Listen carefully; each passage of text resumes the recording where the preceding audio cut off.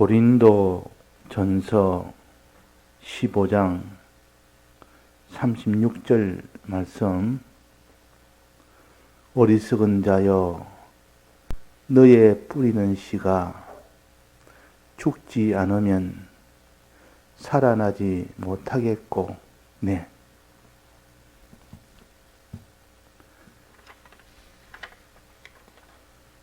부활의 이 도를 가르치기를 씨앗을 가지고 열매가 되기까지의 이 과정을 가지고 우리의 부활을 가르치는 겁니다.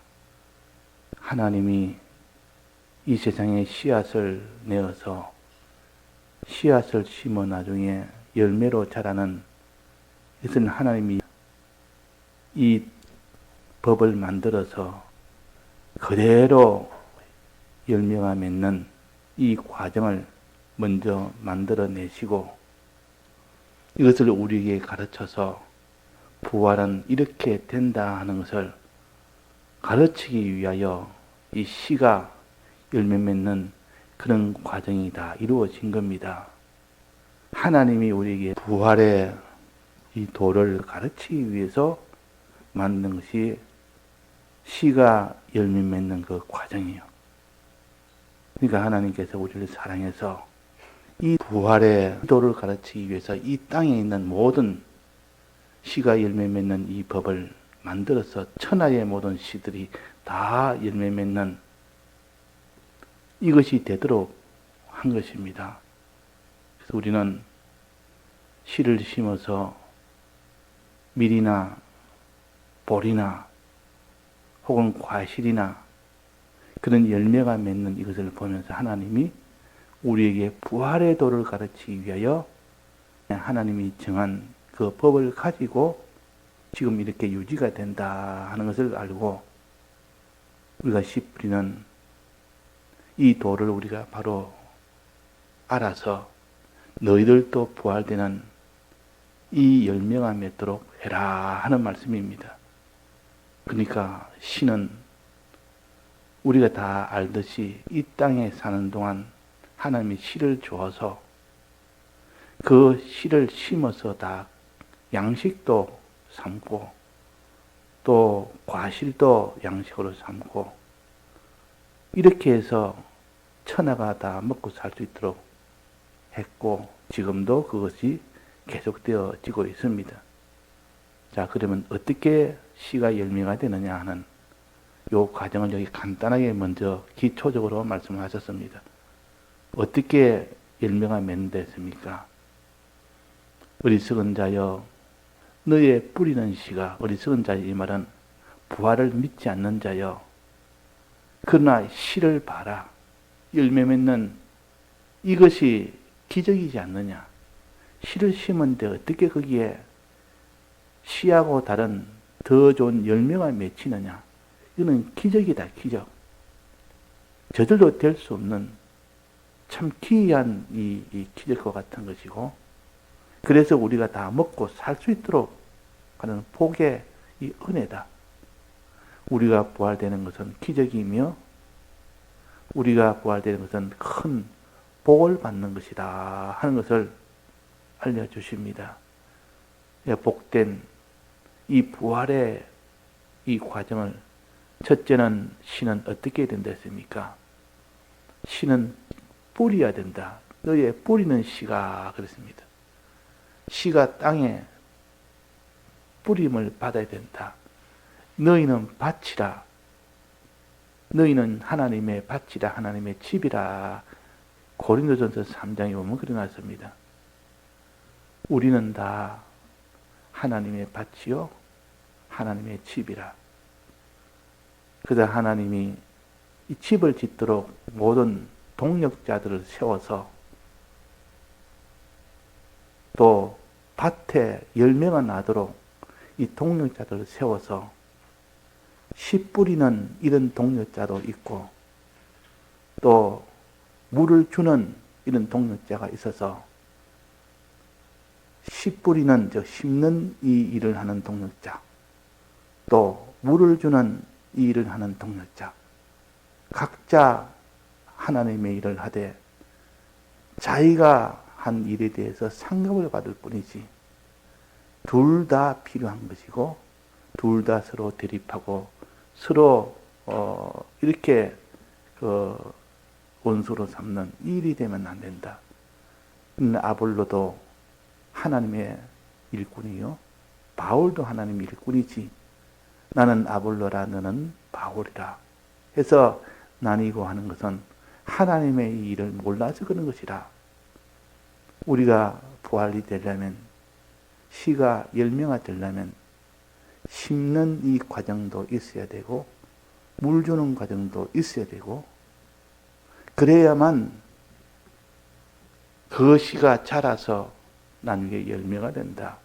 그래야만 너가 부활의 이 구원을 얻게 된다 하는 것입니다. 자, 그러면 씨 뿌리는 것은 무엇을 가르칩니까? 우리 마음에 씨 뿌리는 것은 씨는 하나님의 말씀입니다. 하나님 말씀 속에 들어있는 구속의 은혜요. 이것이 씨 안에 있는 씨 눈이 있습니다. 씨눈. 씨눈. 자, 우리가 씨를 보면 이 자연의 과학에 대한 이 지식을 우리가 바로 알아야 이 도를 깨달을 수가 있습니다. 농부들은 환히 압니다. 지금은 우리가 농부가 아니라도 지식이 지금은 충만해서 누구나 다 찾아보면 바로 시가 뜻하는 것을 그림으로 환히 알 수 있도록 농사 안 진 사람도 알 수 있도록 해놨다. 그런 시대가 되었습니다. 그러니까 지금은 찾아보면 백과사전이 이 휴대폰 안에 다 들어있다. 그러면 PC 안에 다 있는 겁니다. 바로 찾아보면 바로 나옵니다. 농부가 아니라도. 그래서 시를 찾아보면 시는 두 가지로 구성되어 있다. 하나는 시눈이라는 아주 조그마한 그 부분이 있는데 그것이 시의 생명이다. 그 부분이 나중에 자라서 열매가 되는 부분이다. 참 시 안에는 시눈이라는 것이 있다. 이것을 베라 그럽니다. 다른 한문으로 말한다면 베라, 베아, 사람으로 말하면 태아와 같은 겁니다. 이것이 자라서 나중에 열매가 되고 태아가 자라서 나중에 아이가 되는 그런 것처럼 그 시 안에는 시눈이 제일 귀한 것이요. 왜? 그것이 자라서 열매가 되기 때문에. 그 시에서 이 배를 제거해버리면 그는 그 배에서 열매를 맺지 못합니다. 꼭 계란 안에 보면 눈이 있습니다. 핵이란 것이 있는데 그것이 자라서 나중에 병아리가 되는 겁니다. 근데 그것이 없는 것을 무정란이라 그것이 있는 것을 유정란이라 그럽니다. 그것이 없으면 아무리 품어도 병아리가 나오지 않습니다. 그러나 그것이 있기 때문에 품으면 어떤 일이 생기고 하니 그 계란의 눈 외에 나머지는 흰자와 노른자인데 흰자와 노른자는 병아리가 되는 본체는 아닙니다. 흰자와 노른자는 그 병아리 되는 양식이요, 양식. 눈이 자라는 양식이라. 눈이 먹고 자라는 양식에 불과합니다. 우리 시 안에는 시 눈 외에, 시 배 외에 나머지는 배젖이라 그럽니다. 배젖. 그 배가 먹는 양식이란 뜻입니다. 그래서 배가 이제는 자라서 싹이 나오기까지의 그 양식이 바로 배젖이요. 즉 아이로 말한다면 태 안에서 탯줄을 통하여 공급받아 먹는 양식이 그것이 아이가 태에서 먹는 양식 아닙니까? 그것처럼 시도 땅에서 싹이 나오기까지 양식은 그 배가 배젖을 먹을 때 그것이 싹으로 자라납니다. 그럼 만약 배젖이 없다면 어떻겠습니까? 없다면 그 배가 먹지 못하니까 자라지를 못합니다. 그러나 이 씨 안에는 다 배젖이 있습니다. 근데 배젖은 어떻게 해야 먹을 수 있느냐? 이 배가 먹을 수 있는 방법은 유일하게 배가 녹아져야 됩니다. 배는 딱딱합니다. 배젖은 딱딱합니다. 딱딱하기 때문에 양식으로 먹지는 못합니다. 이 감시 같은 걸 보면 감시 안에 그 씨눈이 있고 나머지 부분은 딱딱하기 때문에 그것을 배가 먹지를 못합니다. 그러면 어떻게 되냐? 땅 속에 들어가서 그것이 녹아집니다. 땅 속에 들어가면 수분도 있고 이렇게 안에는 또 다른 또 성분도 있어 이 씨를 심어 놓으면 땅 속에서 녹아서 배젖이 그냥 아주 녹아버립니다. 물처럼 이렇게 다 녹아버립니다. 뻑뻑하게 녹아버립니다. 그제서야 이 배가 그것을 먹을 수가 있는 겁니다. 만약에 녹아지지 않았다면 배가 먹을 수가 없다고 하면 딱딱하니까.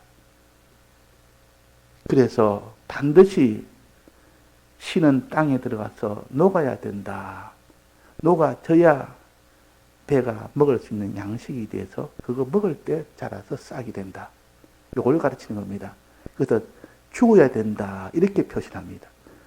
씨앗이 땅에 떨어져 죽어야, 이 말은 배젖이 녹아야 그 말입니다. 배젖이 자기 형체를 끝까지 유지를 하려고 그러면, 죽지 않으려고 그러면 그 씨앗은 자랄 수가 없습니다. 그래서 하나리 미랄이 떨어져 죽으면 많은 열매를 맺고, 여기는 너의 뿌리는 씨가 죽지 않으면 살아나지 못하겠고 죽어야 된다 그 말 아닙니까? 씨가 죽는단 말은 배젖이 녹는다는 뜻입니다. 배젖이 녹는다는 뜻이요. 심겨지면 땅에는 원래 수분이 있는 것이라 수분과 씨앗이 만나면 시간 지나면 그 씨앗 안에 있는 그 배젖이 녹습니다. 근데 땅이 바짝 마른 곳에는 물기가 전혀 없는 아주 이런 고갈한 수분이 고갈된 이런 땅에서는 땅에 씨를 심어도 녹지 않습니다. 수분이 없으니까. 그래서 이 씨가 죽지 않으면, 녹지 않으면 그 말입니다. 배젖이 녹지 않으면 배가 먹을 수가 없다. 자라날 수가 없다. 살아날 수가 없다. 그 말입니다. 그러면 이 녹는 것은 무엇을 가르치느냐? 녹는단 말은 없어지는 게 죽는단 말 아닙니까? 무엇이 죽어야 되느냐? 우리의 신앙으로 무엇이 죽어야 되느냐? 우리가 말씀을 들을 때, 씨 뿌린다는 말씀을 듣는 것인데, 말씀을 들을 때 죽어야 되는 것이 뭡니까? 그것이 죽지 않으면 그 사람이 자라지를 못합니다. 말씀을 들었는데도 자꾸 싹이 나지 않습니다. 자라지를 못한단 말이에요. 말씀을 들어도. 그건 죽지 않아서 그렇습니다. 너희 뿌리는 씨가 죽지 않으면 살아나지 못해. 죽어야 되는데 안 죽는 겁니다. 무엇이 안 죽는 겁니까? 말씀을 들을 때 죽어야 되는데 안 죽는데 무엇이 안 죽습니까? 우리 속에 자기 인간 지식, 자기 세상 지식, 자기 속에는 자기 주관, 이것이 죽지 않고 그대로 남아있으면, 이게 죽어야 되는데, 녹아야 되는데, 녹지 않고 그대로 남아있으면, 거기에 싹이 나오지는 않습니다. 배가 배젖을 먹을 수가 없다 그 말입니다. 그러니까 거기서 싹이 나올 수가 없습니다. 그러나 그 세상 주관을 길가밭이라 그럽니다. 길가밭. 이가 밭은 밭인데 길가밭이 되놓으니까 딱딱하니까 그 속에 씨가 들어가지를 못합니다. 들어도 그 속에 깨달음이 나오지는 않는다 그 말입니다. 그러려면 자기 속에 있는 자기 주관이 길바닥 같은 자기 세상 지식이 녹아져야 됩니다. 그것이 다 없어져야 됩니다. 그러려면 어떻게 됩니까? 말씀을 들으면 심는 것인데 어떻게 들어야 되느냐? 말씀을 들을 때에 그냥 들으면 씨가 녹지 않습니다. 그 배젖이 녹지 않는다 그 말이에요. 근데 말씀을 들을 때에 삼가 들고 산 제물이 되어서 예배를 드리면, 그러면 그것이 자기 주관이 녹아버립니다. 그래서 말씀을 들을 때 반드시 산 제물이 되어 예배를 드리라. 삼가 들어라. 그랬는데 이스라엘 백성이 삼가 듣지 않았고 제물되어 예배를 드리지 않았기 때문에 듣기는 들었는데도 믿음이 생기지 않았습니다. 순종이 안 됐습니다. 왜 그렇습니까? 죽지 않아서 자기 속에 있는 자기 주관이 죽지 않고 거기에 펄펄 살아가지고 있으니까 그 배가 배젖을 먹지를 못하는 겁니다. 녹아지는데 녹지를 안 하니까 먹지를 못했다 그랬단 말이에요. 그러면 녹아지는 녹게 하는 방법, 죽게 하는 방법, 자기 속에 있는 주관을 다 제하는 방법은 뭐냐? 삼가 듣고 또 산제물되어 예배를 드리라. 그러면 자기 속에 있는 이 모든 주관이 다 녹아버립니다. 녹아버리고 난 뒤는 이제는 그 하나님의 말씀이 자기 속에 자라납니다. 자, 길바닥 같은 거기다 씨를 뿌려놓으면 자랍니까? 안 자랍니까? 안 자랍니다. 녹지 않으니까. 길바닥이 그냥 다 녹아버려야 됩니다. 죽어버려야 됩니다.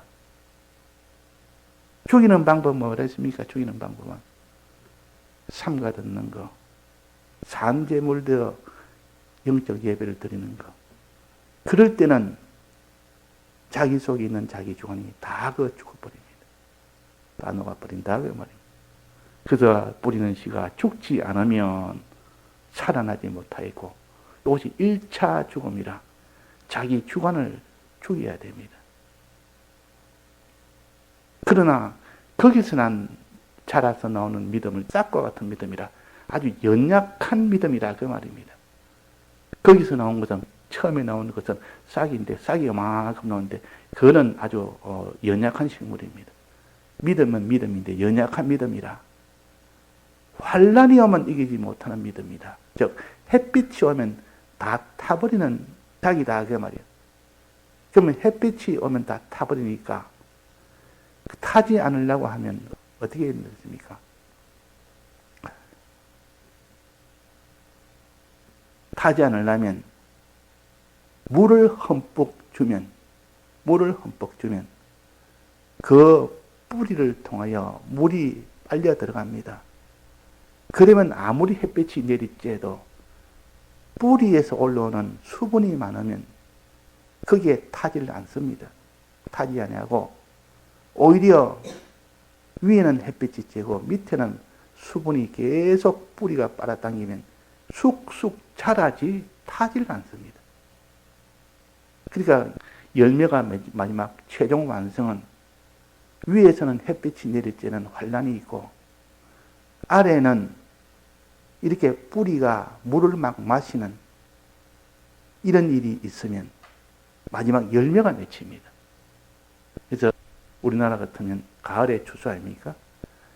추수 전에 한여름에 햇빛이 굉장히 내려쪄야 그래야 그 곡식이 연근다 그럽니다. 열매를 맺는다 그랬습니다. 여름이 되는데도 햇빛이 별로 없으면 이 나중에는 충실한 열매가 되지 못합니다. 그래서 햇빛이 짱짱 내려지고 반면에 한 번씩 비가 흠뻑 내립니다. 그러면 아래로는 비를 흠뻑 맞은 수분을 막 공급이 되고 위는 햇빛이 내려지고 이 두 가지가 만났을 때 좋은 열매가 맺힙니다. 아주 알찬 열매가 맺힙니다. 우리 기독자는 환란 속에서 이렇게 물을 공급을 받으면 그때 자랍니다. 그때 구원이 되고 그때 모든 것이 다 완성이 됩니다.